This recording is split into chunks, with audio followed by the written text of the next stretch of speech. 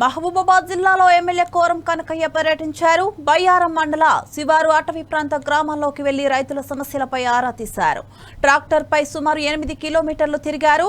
తులారాం project ఆయకట్ట ప్రాంతాలను పరిశీలించారు. ఈ ప్రాజెక్టును పెంచితే సుమారు 1200 ఎకరాలకు సాగు తాగునీరు అందుతుందని తెలిపారు.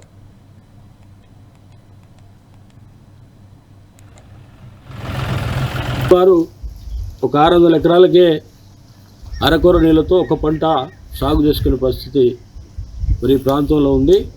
దీని రైతులతో పాటు మరి నాటి ఈ మండల పెద్దలు మధుకర్ రెడ్డి గారు వారితో పాటు రైతాంగం మొత్తం కూడా మరి ప్రాంతాన్ని మనం సస్యామలం చేసుకోవాలి. ఇది రైతు ప్రభుత్వం.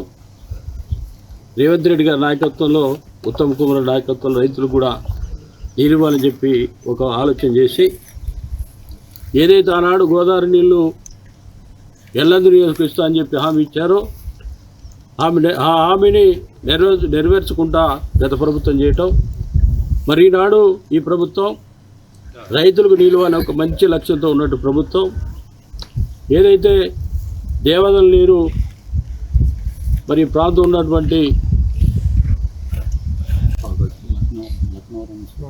పాకాల చెరువులో లిఫ్ట్ ద్వారా రావటం, ఆ పాకాల చెరువు సంబంధించినటువంటి నీళ్ళని లిఫ్ట్ ద్వారా పందిపంపుల చెరువుకి వేస్తే పందిపంపుల వాక్కేస్తే తద్వారా బయ్యారం పెద్ద చెరువుకు నీళ్ళు వచ్చే అవకాశం ఉంటుంది. దాంతోపాటు అక్కడ ఒక లిఫ్ట్ పెట్టి బయ్యారం పెద్ద చెరువుకు లిఫ్ట్ పెట్టి మరి తులారానికి పంపిస్తే ఈ పక్కన ఉన్నటువంటి కంబాలపల్లి చెరువు అనుసంధానంతో రైతులకి 2 పంటలతో పాటు మైబాద్ కూడా మరి మంచినీటి సమస్య తీర్చే విధంగా మరి అవకాశం ఉంటుంది.